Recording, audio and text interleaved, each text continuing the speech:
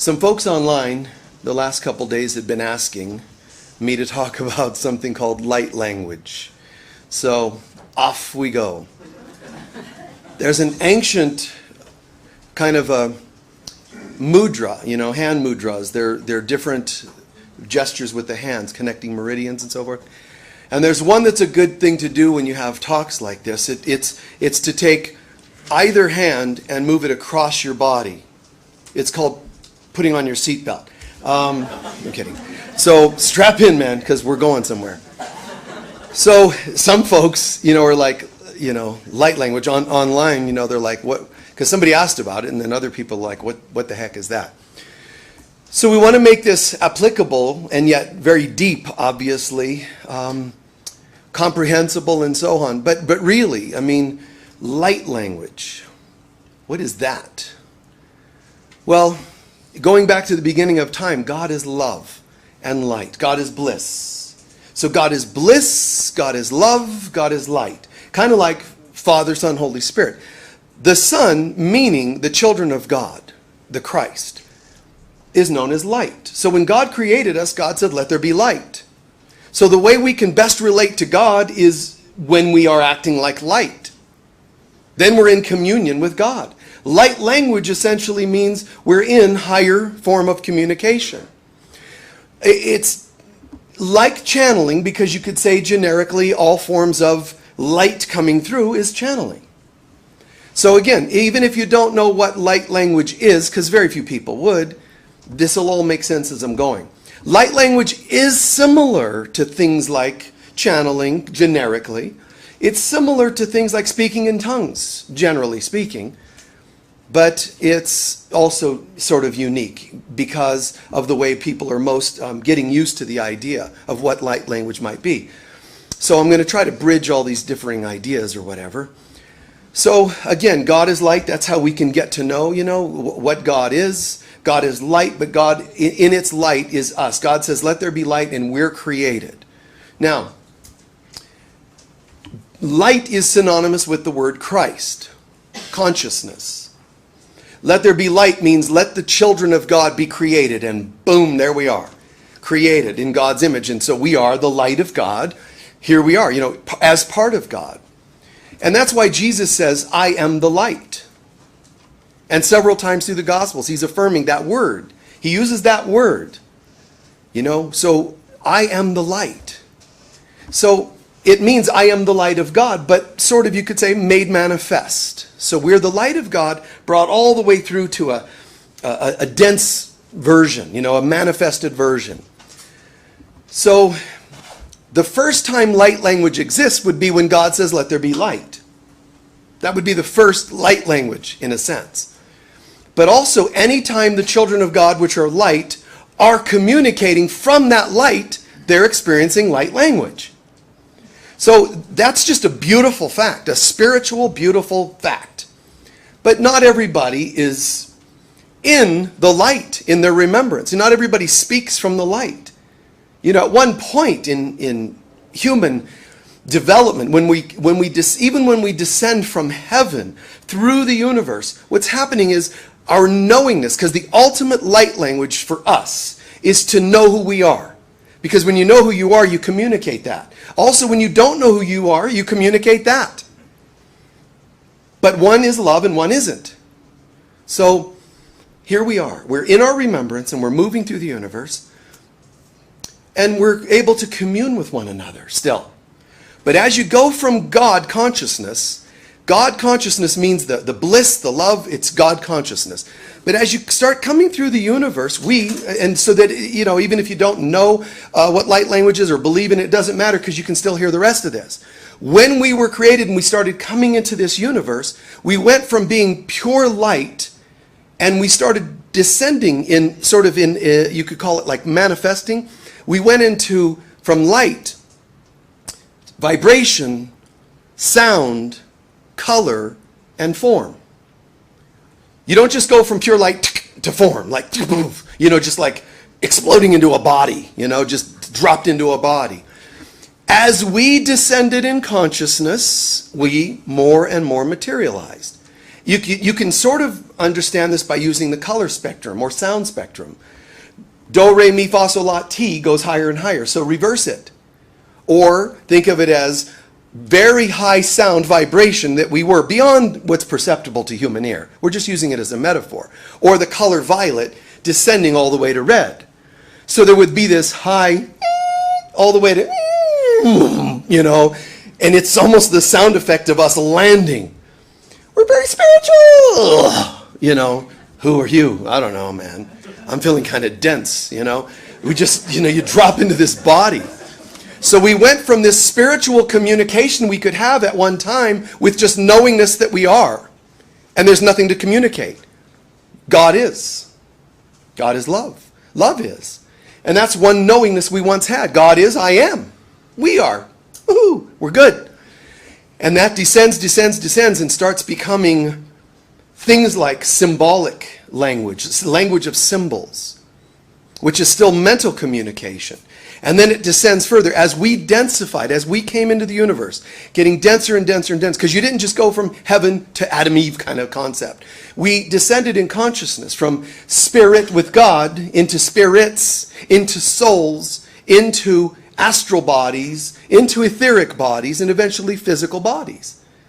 One minute we're communing with all that is and we're one, and the next minute language is like a grunt. Hey, hey. I mean, today we walk down the street, hey, like these weird grunts. And it makes you wonder, are we evolving, Hey, hey, hey, but it's like, that's it? So you picture light beings that are communicating sound and feel, we're like, hey. So it's just so contrasted. That doesn't mean, I'm telling you, when you go to work tomorrow, you walk in going, they'd be like, wow, how are we doing on medical for this person, But we gradually densified. Believe it or not, even though we densified, those of us who kept our act together the most, which was a lot of us, we communicated with what's called sacred language. Sacred vowels, sacred syllables. So ancient people still communicated with what we would call today language, but it wasn't programmed language. Now you're told, here's a word, memorize it, here's what it means. Be quiet. That's it. Just do what you're told. That's called programming. I mean, we went from, like the word love has become, I like you a lot.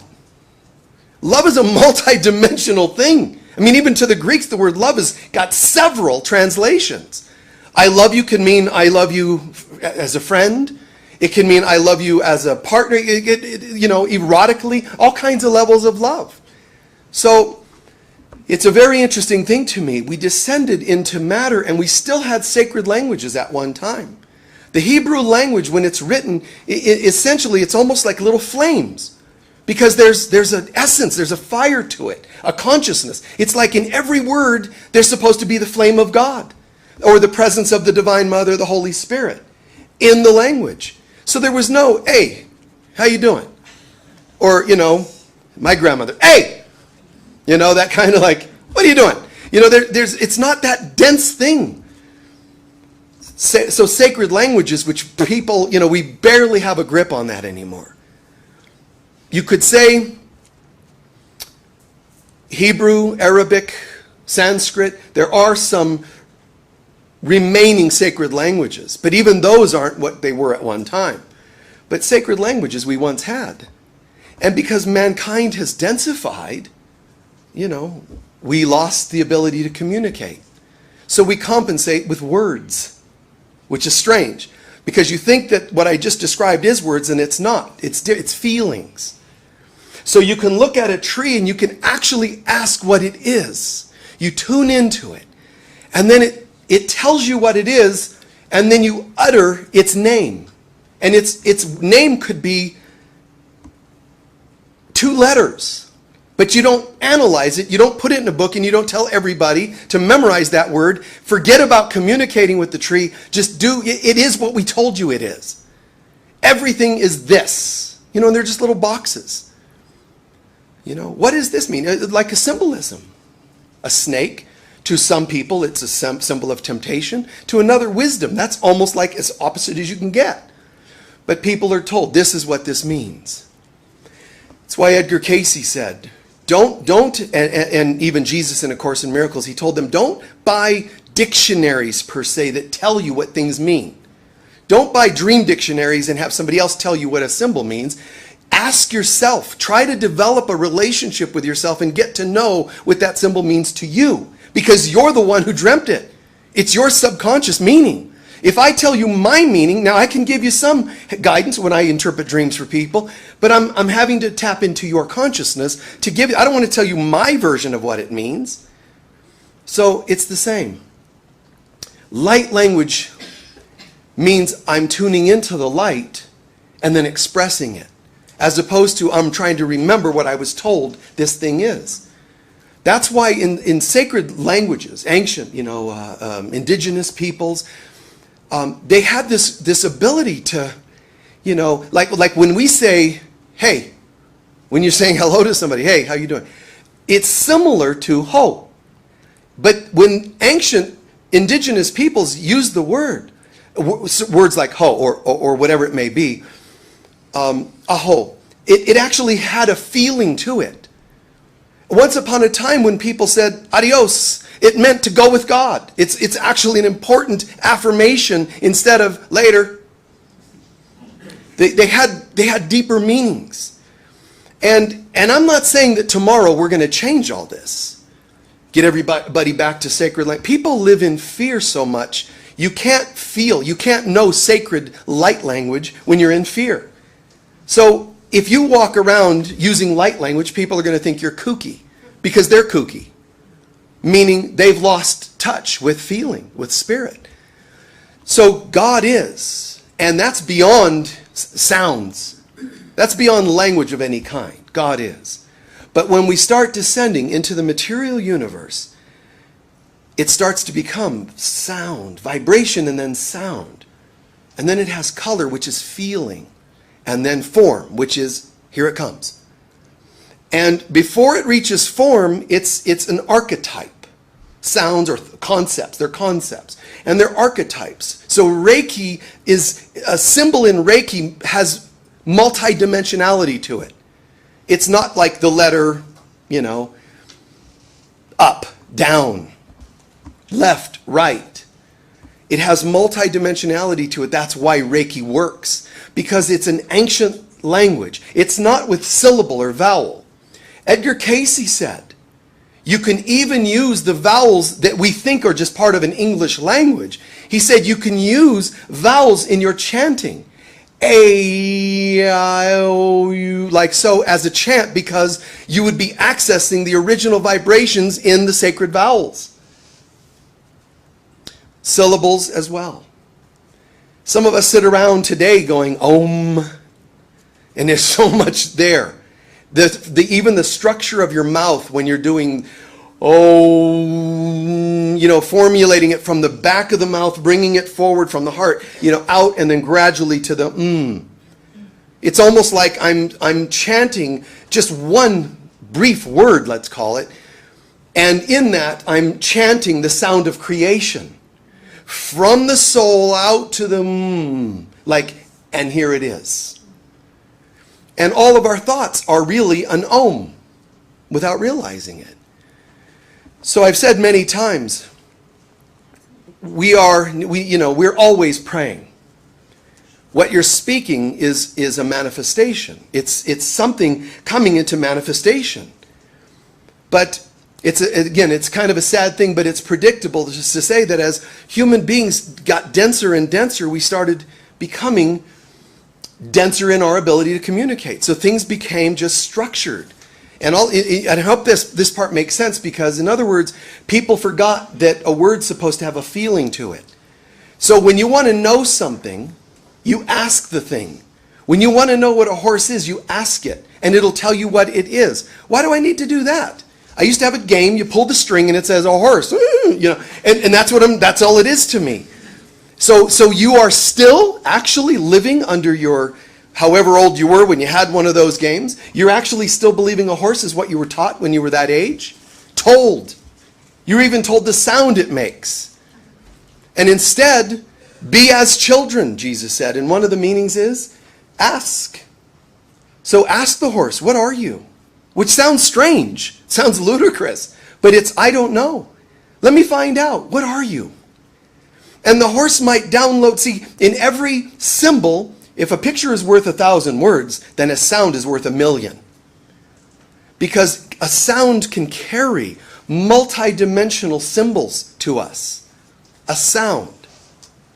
So when you say tree, not much to it. Tell anybody. Tell a 5-year-old or a 95-year-old. Tree. Oh yeah, kind of a, and then tree, greenery. It's just like there's this stuck message. Tree. Oh, yeah. Wow. There's not like a wow to the tree. Tree, part of trees. Life, vitality. Trees. They're the etheric field of the earth mother. Trees. Trees. Like where you're experiencing tree. As you say it, my arms go out like branches. Fruit. All that I'm saying. Trees. It's like an expression. Or tree. Flat. And so light language means to get back to feeling. You know? Getting back to the idea that there's sounds, and the sounds aren't just utterances, like linear utterances. They're feelings. One time I led a sacred sites group, and we went out to an open area, and it was pretty astounding because I asked everybody just to quiet and then start looking, out at the world and the wind and the water, and and it was pretty amazing because I ask the water what its name is, so to speak. And like even though we're all separate individuals sitting there, people were coming up with the same sounds. The same sounds, because the water in that moment was saying, here's what I am. See, in ancient times, we used to have names that were of those utterances. Et al-an would be someone's name. It was syllables that represented consciousness. Not, I don't want to say a name because somebody's going to go, dude, that's me. So, just not a name. And why is that in your name? Because my dad had that name. Why did he have that? I don't, because there was somebody his father didn't like and named him after that. Just these weird, gratuitous things. They named him because of this or that. Or in ancient times, potential parents or to-be parents, they would ask, what is the name of the child? What is this child? And it would be a syllable, or it would be a feeling, or it would even be a picture of what's happening out in nature at the time of its birth. Because they're not saying the kid is to be limited by that. They're saying there's somehow a meaning, something about that water, that beautiful flow of water. This child is in touch with that. So already the child has a bigger name than just name it after the parent. We made everything gratuitous when it's in fact supposed to be multi-dimensional experience. So, the concepts of Lemuria, one place that we originally landed, names represented what you're about. It still does, but not known to people. What you're about. And so indigenous cultures, they used to, from Atlantis and Lemuria, then Atlantis and Egyptian and so on, names still had far more meaning. And gradually, human beings got lost, and they just started naming things after whatever intellectual thing came to mind. So light language is not an intellectual thing, it's more of a feeling thing. And that's a very important piece for us to get. It's a feeling. And I'm going to share, with you some ideas like on the do's and don'ts for anybody to start practicing or learning something like this, light language. But keeping in mind that it's only accurate to call it light language. Language is really a limited or strange word to be using for light language because it's light, so it's not a linear language as we know it, but for lack of a better word, light language. And you can only call it light language if someone that's channeling it is in touch with light, higher dimensions. Pleiadian has a language, Arcturian has it, so there's different kinds of light language. So let's start with this. Remember, first of all, the ultimate light language is the God knowingness, which is not even a language, it's a knowingness. That's the highest. The next level of light language would be angelic. And there is a language, so to speak, for angels, but it's not spoken. It's in consciousness. And then you have galactic, which would be like Arcturian, Pleiadian, Syrian, galactic, higher dimensional beings. And some of you are like, okay, he's lost the plot here. He's like, no, these things do exist, but okay, whatever. So there is a galactic version. And that the denser beings become, the more there's going to be a sort of an uttered language of sorts. But everybody knows, even when you meet with light beings, if you have that sort of experience, even when you see beings of higher dimensions, angels, they speak to you. Believe it or not, they're not actually speaking. They don't have vocal cords. So as soon as you think an angel spoke, it did. But it didn't do it the way you think it did. It just moved its lips so you wouldn't freak out. And it's the same with higher dimensional beings. They actually typically don't have to speak because there isn't a vocal cord structure to create sound. It's coming from consciousness. But it'll still look as though it's coming from lips. The thing is, the difference between, say, an angelic version and a galactic version is that the angelic is going to be even more a knowingness from mind to mind than the galactic, which will still be communicating or conveying concepts like words. So there'll be certain guidances or whatever. And then there's a human language. There's even etheric in between the galactic and the human. Etheric communication, like fairies and devas and communications of that vibe. But then there's human, and the highest for humans is sacred language. Ancient sacred languages. And I love that. I love hearing that. But trust me, somebody can sing and say, I'm going to sing in Arabic or I'm going to sing in Aramaic. Doesn't guarantee that it's actually being done from a sacred space, consciousness. You can still take sacred languages and mess it up. Because I'm going to sing what I learned, and here are the words. Da da da da da da da. You're still hearing like a perversion of a sacred language. It's only sacred if the person doing it gets into a sacred connection. You follow? If there isn't God, then it's not light language because God is light. And there are people that are, kind of, well, I'm channeling acorns, the acorn language, and whatever, fire hydrant language is coming through now. They just channel anything and they forget if it's not God, don't call it sacred and don't call it light. Call it something else. But people like to group these things together because it sells. But really, back to God. You can be someone who never even did this before and do a more authentic job than so-called experts because it's right in here. You're actually doing your part to center in and be a great channel of, this material. So people in this room all have had moments, everybody watching, all have had moments when they're seemingly channeling some sound. I've had it happen even as a kid. There's these sounds and you wonder, what the heck was that? And it's part of it. It's spirit and then coming through us spontaneously. And you make sounds, especially when they don't make sense. They're syllables, they're just sounds, and they're very fluid, and that's really cool. Then you're kind of doing something a little more and more along those lines of authentic. But that's in the form of language. You can have spirit or, as I said, angelic or galactic or ethereal beings trying to communicate. Any of these that align with the light, it's called light language, and it starts to come through you.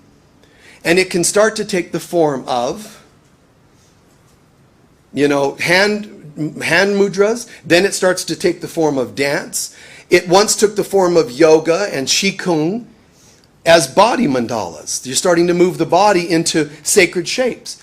If I'm doing yoga or qigong at different times when I'm doing my movements, you could pause, freeze frame, you could draw points, lines from fingertips to feet and so on, and you would end up with sacred geometry. Because once upon a time, people were living it. They were living it. It was a complete experience. It's an amazing thing when light comes through. We have lost so much touch with it. When people draw now, they draw linearly. Even if they make curves, it's linear because the consciousness is linear. So light language can come through to you as a poem, as a song, as a hand mudra. People have commented to me that when I'm speaking, my hands are doing things. I never thought about it. It's just happening, but it's organic. My hands end up making gestures because it's all organic. If I said, okay, I'm about to say this, so let's emphasize it with a, and it becomes all calculated. Even though people watching go, did you see that? It's still calculated. Calculated might look almost as cool, but it will never have the same feeling. It has to come from something higher. Even when I say higher, it's hands opened by no accident. As soon as I say that, there's a part of my soul that's speaking the words that already knows. To say the word higher or sacred or God, notice the hands will flip open because it means here I am. Fill me. Is that making sense? Hand mudras, it seems strange. Dance movements. But what you're doing is you're expressing what's coming through in the moment. It's like King David. He's feeling the presence of God and he starts dancing through the temple. And they're like, what's wrong with you? You're a king. You're supposed to act accordingly. And he's like throwing his clothes off and doing all these things that seem like inappropriate for who he is. And he said, God's filling me and this is all I know to do. Like it's filling me and my movements are all channeled, essentially, he's saying. And it's the same. Except it can come through as utterances of some form. It doesn't mean it's just because you make a shriek sound, it's channeled from the Pleiadians. And I've seen that. I've seen people say, I channel higher beings. And then they just make these shrieking sounds, And you realize, well, okay, that needs medicine or something, You could just tell that it's something that's, not right.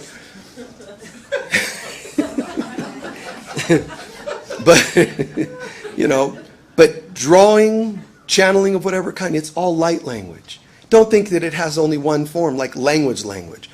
Call it light expressions. Language being one, art being another. When somebody like Leonardo da Vinci is drawing, he never drew linearly. We've seen great art, Michelangelo and so on and so on. But when the Last Supper was done, I'll be very brief with this because I shared this once before, but when the Last Supper was done, it's very interesting because this isn't a person who just actually painted a painting. In it, there's all this sacred geometry. When you draw lines from the point of somebody's ear to this and that and the other, there's all this sacred geometry in it. So then some people say, oh, brilliant. He drew out the sacred geometry and then fit everybody into it. No, he didn't. Okay, he painted it and there happened to be sacred geometry. Yeah, that's closer. But to be able to do all of it without even having to think about it, that's channeled light language, man. Because you're not having to calculate any of it. So he paints the Last Supper. And certainly on some level there's a little bit of proportion in whatever's happening. But it's channeled. It's channeled. It's extraordinary when you think about it. I think it was the painting there that I was looking at just walking by it the other day. And I noticed there's a brush stroke. It's a picture of recently discovered Jesus painting. And there's a brush stroke on the right sleeve. It's to our left, but it's the right sleeve. And it's a white brush stroke. You see it near the hand and it just kind of swirls off, right? And I noticed it and I thought it's kind of funny because the brush stroke for the sleeve, the end of the sleeve, is not even on the garment. That's not accurate. But why? Because the artist is creating movement. The energy of this person's hand or arm is not stuck on his sleeve. Does that make sense? It means the artist is able to see or feel things that the linear mind, if that was a photograph, it wouldn't be there. The artist is conveying concepts, and light language is really conveying concepts. So he does the Last Supper. And now when you take the picture of the Last Supper and you apply a bar of music across it, there's musical notes on each key point of a sleeve, a shoulder, whatever it happens to be. And now you can actually play the song of the Last Supper. And if you play it one direction, it sounds almost like one direction sounds almost like a sad funeral, Last Supper song. When you play it the other way, it's a festive, born-again kind of sound to it. It's very interesting. I promise you, he didn't sit there and go, I need a sleeve right there so that I can have the musical note such and such. This is a person who is channeling multidimensional consciousness. And I don't believe it's just him or one person here and there. People do it because we're multidimensional beings. We're always doing multidimensional communication. The problem is that people have forgotten that. So people will say, sharing, just some concepts here, people will say, light language is an ancient language. These are a few points of what even the experts don't know. They will say this is an ancient language. It isn't. It's just that they're remembering that it was a long time ago that we forgot the language, so it feels like an ancient language. The language, light language, is now, not ancient. It's now. When you're remembering light language, you're remembering it because you're shifting into the now. You're not remembering an ancient language. It's ancient times you forgot the language that's in the now. Does that make sense? Kind of a weird twist of words, but that's how it is. Anybody can do it, but some of the experts say anybody can do it, and it's not quite true. You can't say anybody, period, because there are people that just then start blurting out sounds and they go, wow, look at me. If it doesn't have a few key elements, then it's really, you're not doing it. Anybody can, but not just anybody does. All of us are capable because we're light. We're the light of God, so we can communicate as light. But it takes focus, number one. You have to have focus, trust, and knowing. Focus means I'm going to center in on God is, I am, and here it comes. Focus first. With the focus then, I let go and let God. So it's focus and then it's trust and allow. Here it comes, the sound. And you look at a tree and say, what are you? And all of a sudden this sound comes out. I don't know what that was, but it is today my experience with the tree. Do I say it's always? No, it's today my experience with the tree. Now, I can have individual thoughts, communication with it, and it could be my version of the tree, like a symbol, my version of that symbol's meaning. But what's really cool is when you start tapping into the collective and you start to realize you got the same sound as I did for the tree or the sun or the wind, and that's kind of cool because, you're remembering oneness when you start tuning into archetypal sounds. So after this concept of focus, trust, and allow, you'll shift into a knowingness. So to know whether you're channeling light language, there should be a feeling. By the fruits, Jesus would say, test the spirits, or by the fruits you'll know them. So what that means is, if you sit in front of me and say, Michael, I'm going to channel some light language, and I sit, or I'm channeling it to myself, the recipient, whoever it is, yourself or someone else, the recipient there should be a knowingness that this has an amazing vibe to it. It should have a feeling of expansiveness, calmness, like you entered a tunnel of a space called peace. Sometimes it's a download of information. I've shared before, but when I wrote my book, The Heart of A Course in Miracles, the way that came to me was I was shown this disc with kind of symbols, let's call it, but a couple colors and symbols to it. So I was just sleeping, and at 2:22, I think it was, I woke up and had a couple of interesting ideas. I thought I was just noticing I was almost dreaming, half awake, half asleep, and there was this symbol, okay, fine. But by the way, seemingly separate, I have this idea of a talk I might do tomorrow. Just a sentence, because what I get is a sentence or a word, and then I know what I'm going to talk about. It just kind of starts coming through, because it's light language. When I'm standing here, I'm dancing. I'm experiencing. It's not a performance, which is more of a linear version. It's a channeled experience. That's not boasting. It's just, to me, it's like just trippy, So I just kind of do it.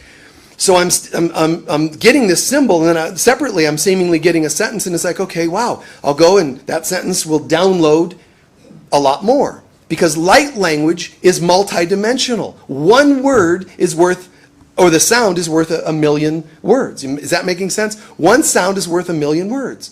So all I need to do is hear the feeling, the sound, the vibe of a word. It could be ethereal. And then I walk in, and here comes a talk on whatever ethereal is. And a lot of times it's not even something I've talked about before. It just comes through. So In this case, I realized there's a sentence, and I thought, that's great. I'll remember that and I'll talk about it tomorrow morning. And then it was like, well, wait. Here comes another sentence. And then I'm like, wow, those are really amazing statements. Man, that'll be great to talk about that. And then I'm trying to go back to sleep. And I'm like, I'll remember that. And then I thought, I usually won't remember things like, that. Memorizing and remembering isn't going to be my thing. So I thought, I probably should write it down. So I go to my room to write it down. And I thought, I better just open the computer and type it in, so it's there, So I did. I opened the computer, and in the wee hours of the morning, the concepts of the book, the whole book were there. They were just sitting there. It was already kind of done, the main theme of an entire book. One symbol became a sentence, became sentences, became concepts in A Course in Miracles, all summarized for the human race to read. One symbol. So when you hear a sound, it has with it a multidimensional symbol. You can call a Reiki symbol by a name. This is such and such a symbol. This other one is such and such a symbol. But that's just a name. Inside of that symbol, there's multidimensionality, and that's what actually brings people towards healing. Because I can do it on my own, or we can do it as a group and make a sound. It could be Om. But if everybody sits around reciting Om as their head tells them it to be, oh, Om, yeah, Om, your head gets in, and now you've lost the feeling. And if you've lost the feeling, you lost the multidimensionality of it. So it's almost better to come up with a syllable that is just spontaneous than one that's memorized. Is that making sense? So watch for this. Watch for the knowing. There should be a feeling of expansiveness, downloads of information. But if there's not downloads, that's okay. It could be just a feeling. Wow, we're reciting this chant. And it could be with human words. Love, love, love, the gospel, what we just did a little while ago. It can be with words, but there's multidimensionality to it. Everyone has a name that isn't a human word. We have soul names. We have soul words that we express things with that aren't part of the human language.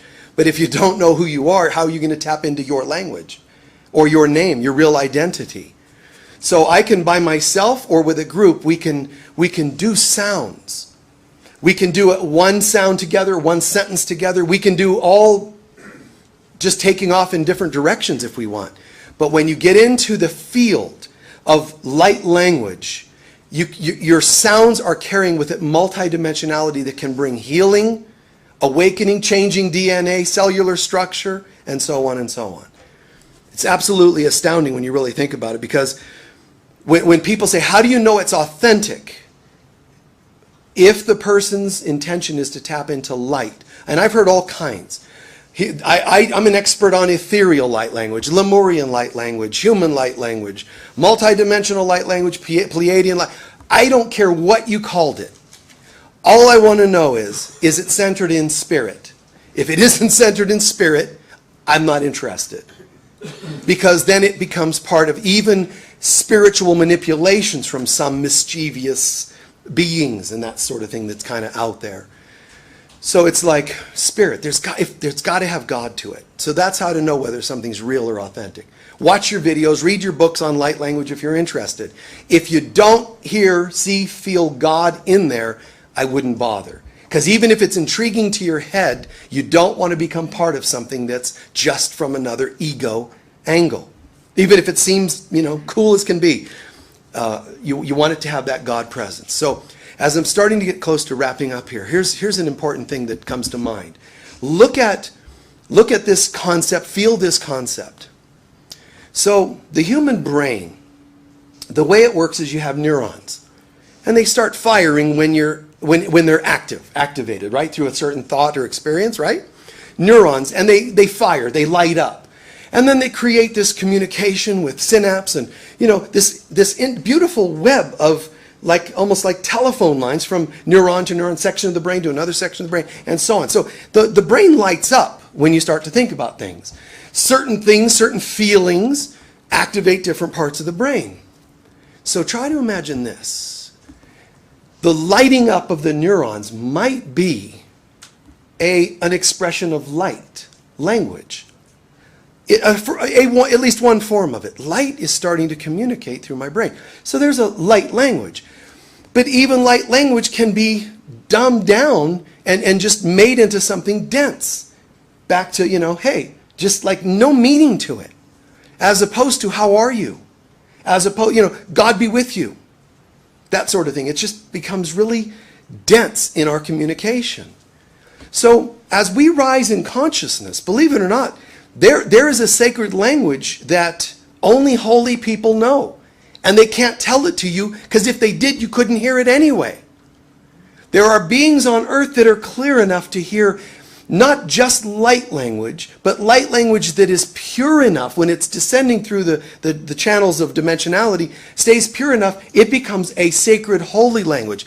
Now, likely there's going to be, if there's not already, somebody's going to hear this and go create a website, holylanguage.me, and they're going to want to be the guy that owns you can't.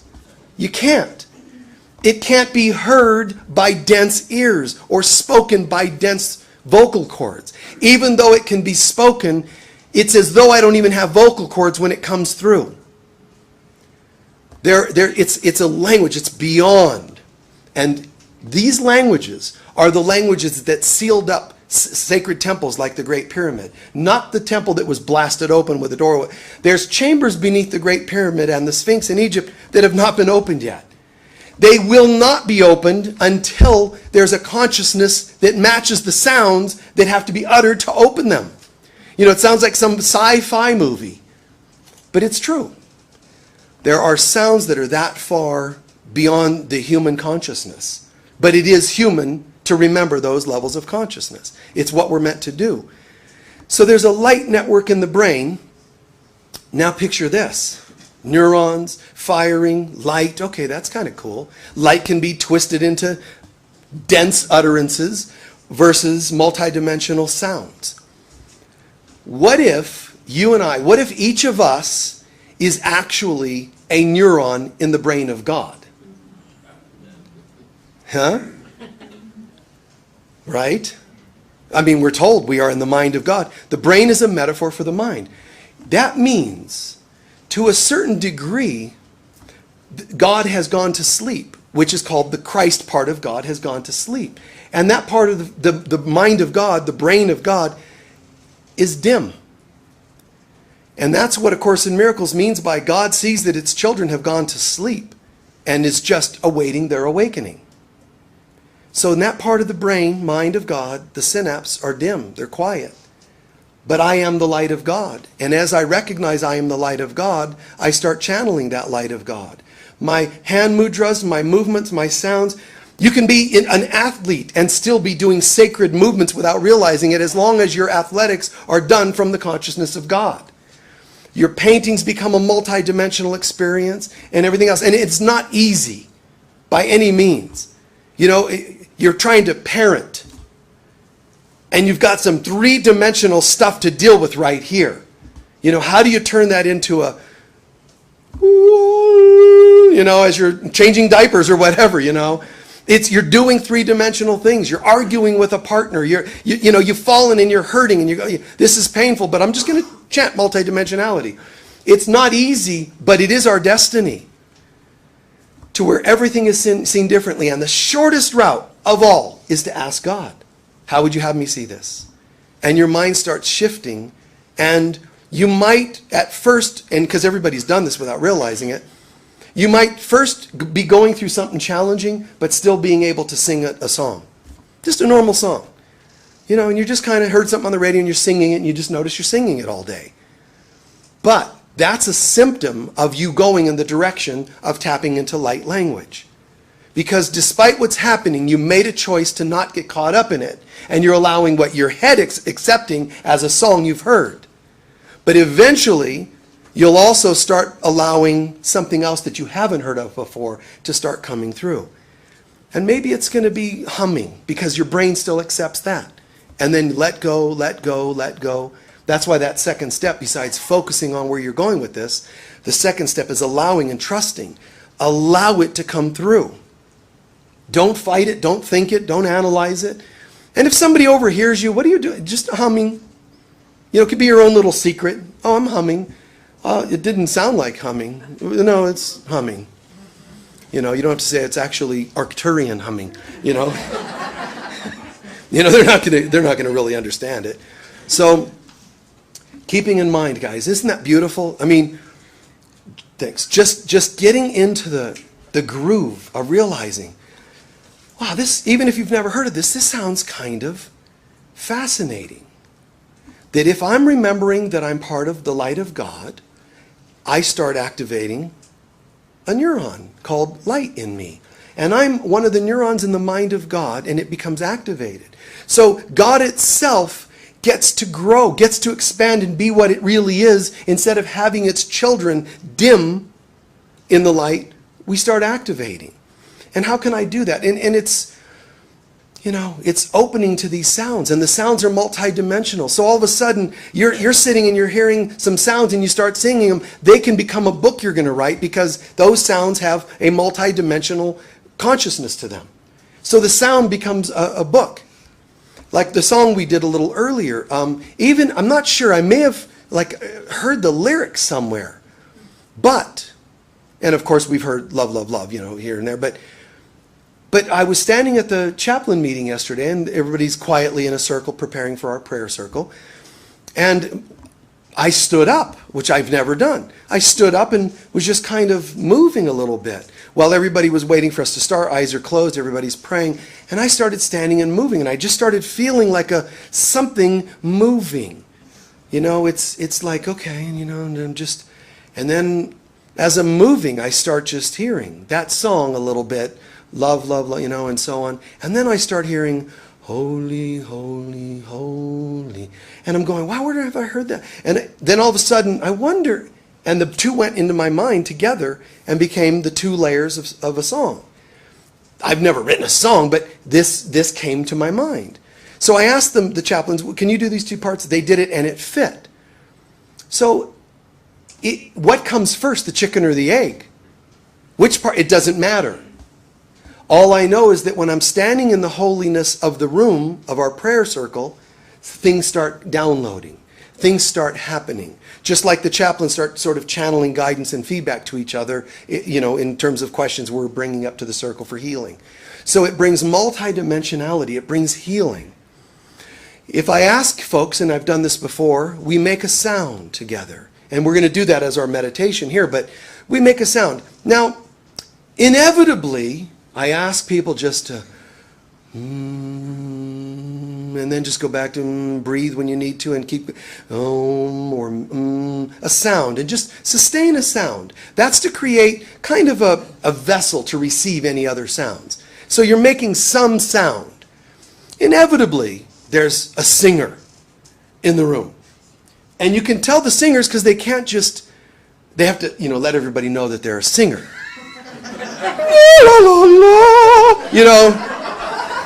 I know you are. They start going into some classical tune, and Galileo. They start doing Bohemian Rhapsody. That's not channeling light language. It might have been for Freddie, who wrote Bohemian Rhapsody, but it's not for you. Reciting a known song, reciting known words, reciting known, that's not quite the same. Can be, once in a while, words come through. But generally, you want the spontaneity and the sound. How are you feeling? So you can channel your language, which is how you're feeling. Light language means you get out of the way and you allow to let light flow through. Most righteously, it's spontaneously. Some people will say, I'm going to do a hand mudra that connects certain meridians. I'm going to do a hand mudra that connects certain chakras. That's cool, because they do it to align. What I'm saying is, focus on alignment and see what comes out. Instead of do and see what comes from the doing, be and then let the doing come from that. Does that make sense?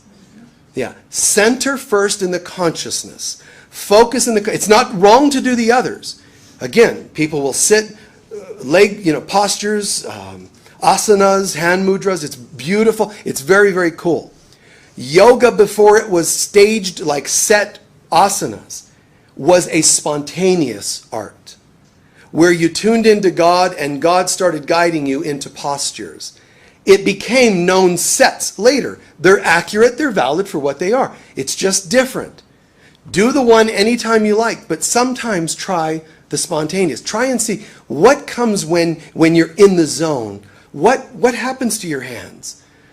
What happens to your body? There are these children in there's a community in France, a town, a village, and there's other places on the planet where this happens. But there's a village where once a year, everybody starts going into an ecstatic trance. And it's just the trippiest thing. They'll take objects, spears, swords, sharp objects. They'll fold their bodies over these. They cannot puncture themselves. They cannot harm themselves. Their bodies will fold in ways they cannot fold. It's like all of a sudden everybody's like in Gumby bliss. They can just bend and fold and every direction, and people have taken pictures and filmed it. It's like some strange phenomenon, and they don't know why. Now, of course, the intellectuals are going to say there must be some sort of chemical in the air, whatever. But people are experiencing this, and it's the same. You're getting into a zone, and then you let something happen. So let's take a few centering breaths with that.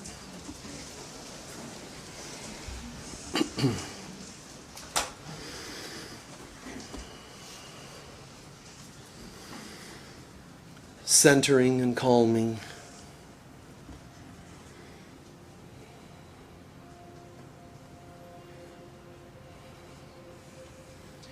If we're not in a God mood, it's okay. Then let the sounds and feelings of everyone else help you shift into a God mood. There's nothing wrong with being in pain personally. And that has an utterance too. Let the utterance out. Don't trap it.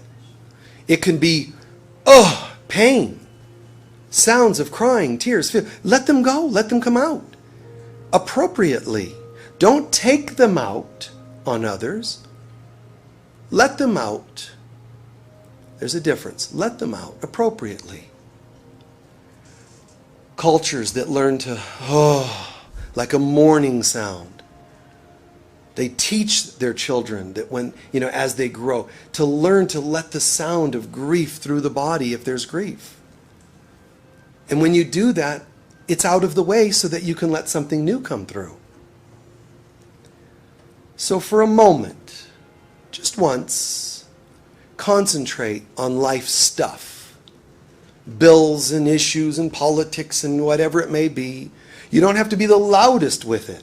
Just the idea. Concentrate on stuff of life. Whatever you're struggling with. It could be more than one thing. It could be patterns of things. Be aware of it. Hold your consciousness to it. Don't run from it or minimize it. Just hold consciousness to it. Take a nice deep breath and let it out as a sound. Good. Just drop it. Good. Good. And let it relax now. A little less of that in me now is a good thing.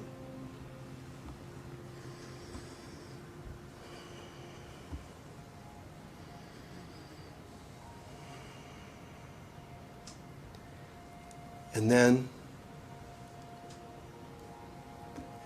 imagine ascending from the stuff of life upwards to the etheric realm where you can hear the sparkles of flowers and their color.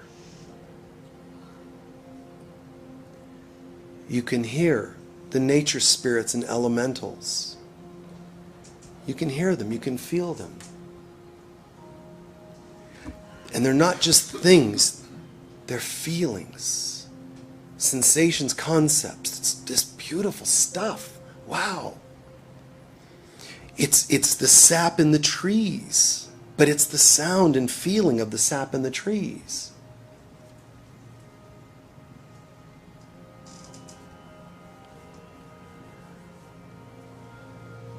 Breathe into that, a nice deep breath, and just lightly, softly, semi-quietly, a sound. What sound does it make on the exhale? Any sound is fine. Your own experience of the etheric realm. You're not trying to put words to it. You're just glitter and sparkles, life force. And you don't even have to open your mouth. You can let it hum and be a sound in your mouth.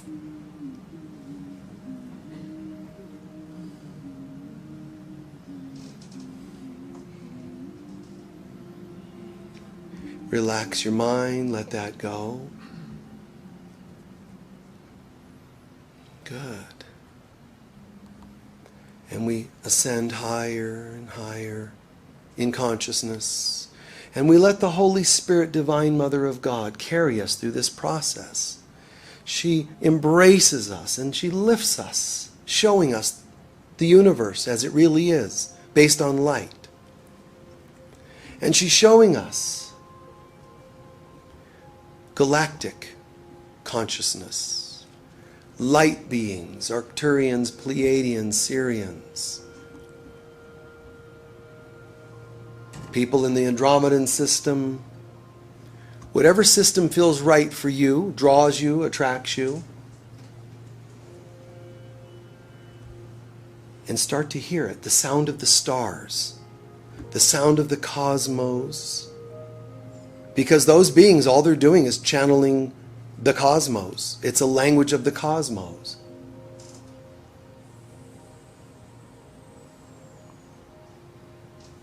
Breathe into that and hear that sound. Deep breath. And let that too make a sound of whatever it may be. In your mouth or out. Good. And just do that for a minute or so, like you're just channeling that language. Just keep doing that for a minute. Doesn't matter, no right or wrong, just let it happen. And just let your hands sit in front of your chest. And let them just move on their own as you're making your sounds. Do they move to your face? Do they move to the space around you? Do they just gently move fingers? Be spontaneous.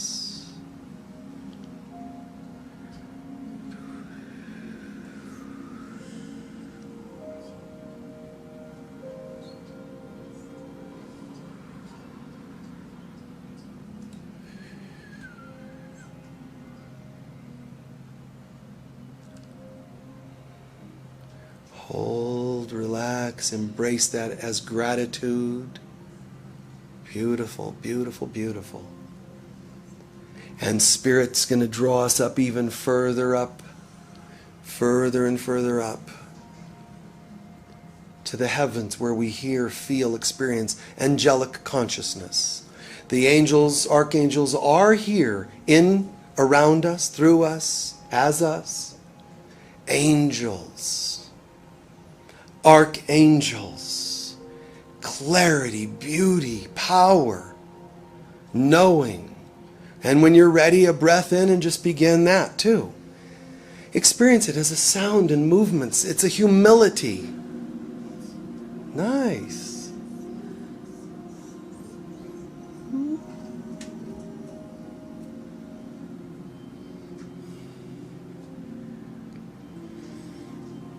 It's gratitude moves through you. Gratitude. Gratitude to be amongst the angels. Gratitude to hear, feel light coming through you. Gratitude to be allowed to do this in any form.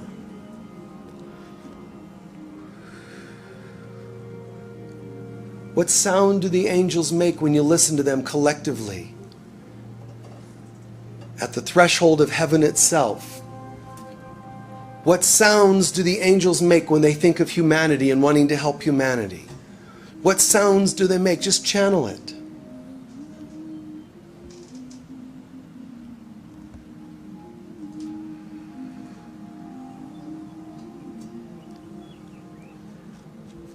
Stay with that. Keep going. Keep going. And even though you're already doing that, the Holy Spirit's lifting us up into heaven itself, into God consciousness, that we are one with the light. And if that takes the form of a sound, so be it. If it's silent, so be it. Whatever it is. In the light of God, I am that I am, and that feels fantastic. It feels beyond words. My heart singing even if there's no sound. I become one with this glorious vibration consciousness. Let that sound, that presence be there in and around us. Let your body, if necessary, respond. Hand mudras, movements, rocking, circling your body, whatever it's doing, let it do. Sometimes our heads tilt forward, sometimes back. Sometimes we bow spontaneously. Sometimes we arch forward and open our hearts. We're in the light of God. And the light of God becomes a language through us as us. And while we're centered in this light, it can become a book to write. It becomes a poem. It becomes beingness and nothing else, which is everything. It's receiving healing, because every one of these sounds carries with it frequency, healing, messages, songs, poems. It brings all those things because every sound, every bit of light has multidimensionality. So it's all of those.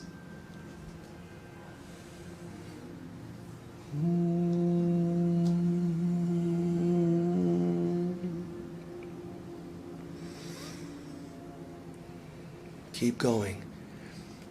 And lastly, tune into the light that you're tuning into. Be aware of it, and then go back through the whole universe. This light, feel it in the light of God, feel it in the angels, feel it in the galactic systems, feel it in the etheric realm, all the way to the earth. From the highest heaven to a blade of grass, imagine that there's this sound vibration that's happening. Light language is not something that you learn per se. It's something that you step into, and then it is what it is. Ours is just the interpretation. What we don't want is an intellectual interpretation. We want a spontaneous allowing. To even a blade of grass. Can you imagine that even a butterfly's wing starts to flap spontaneously because you brought attention to it?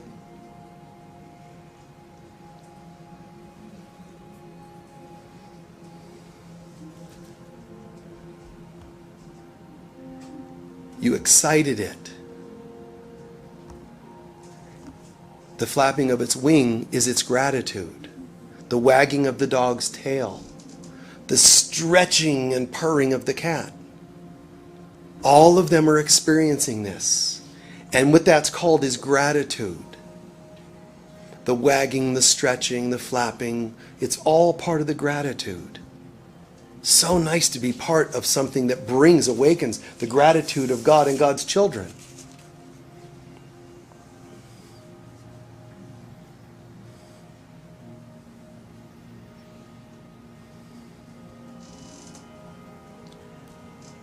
And so it is.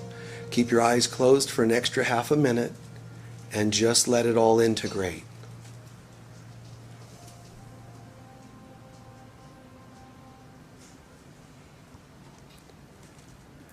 Let it integrate into every cell.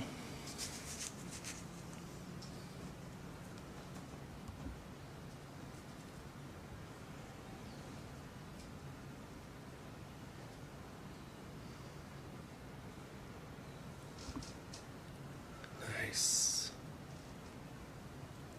A beauty and a humility to it.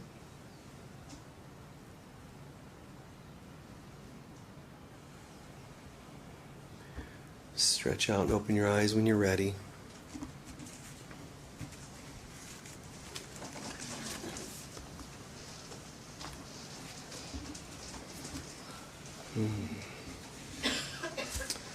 How are we feeling?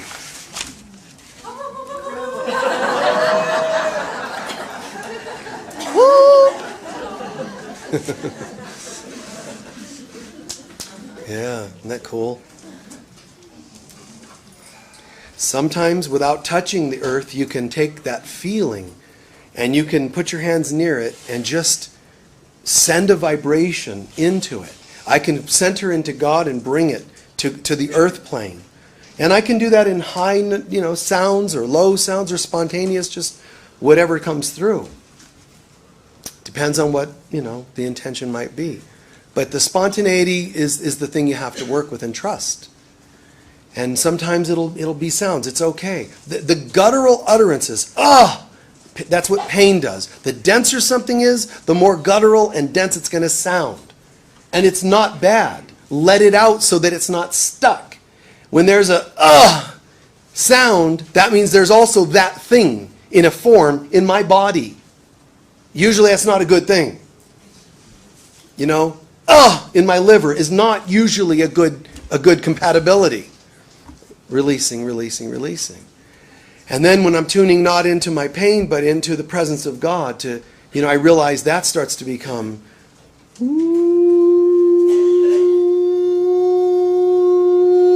and it just starts to move through. Quite beautiful. A person can make a sound and go, and come from the head. The main difference will be the feeling you get from it. That's what I meant by the fruits. By the manifestation and the feelings you get.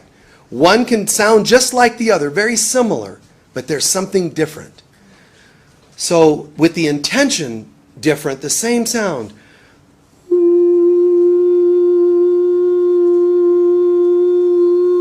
There's something else because I'm concentrating, and with it is coming a feeling.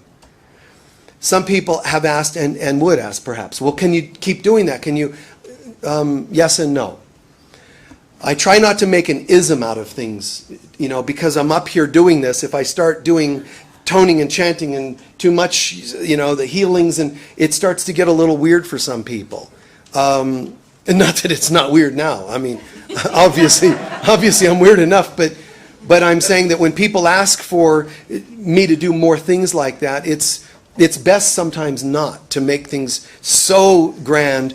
And on that note, I wanted to say to you guys, I've communicated, a lot of you email and send messages and feedback and online, just tremendous feedback for what we're doing. And, I'm aware, it's going to sound strange to sort of apologize, but it isn't an apology. I realize we do some very deep things here. We're certainly not like just a center or a church or a whatever. And I know some people, in retrospect, some people would have preferred staying a little more just do a gospel-y talk, and that it was never me. So you're sort of stuck with this, I guess. I mean, it's gone too far for me to go back. So weird is what we're going to be. Cheers. But it's an interesting thing because and if you're a guest, it's not like we just talk about spaced out galactic things every time I'm talking. Sometimes it's on setting boundaries in relationships. It's whatever's coming up, the greatest good. It's whatever happens. But I have, it has come to my mind once about a year ago, and then again recently with feedback and stuff that, wow, how cool this is. And then for some people, it's like, how are we supposed to do this every week? It's so much. So to do it every week is like too mind-blowing. Keep it simple, just little crumbs every week so that more masses of people can handle it. Well, we're already typically full anyway. So we don't, it is what it is, So I hope that you understand that. And if ever you guys think it is too much, let me know. I don't know. I mean, it is me. This is what happens when I tune in. But I can certainly try to simplify or whatever you'd call it a little bit more if that's what the greater good is asking for. I mean, I try to serve not just God, but all of us as we're in this process in remembrance. So keep that in mind in case it's important to you. I'm open to hear that. I would just keep doing it exactly the way that you are doing it, Mike. Thank you.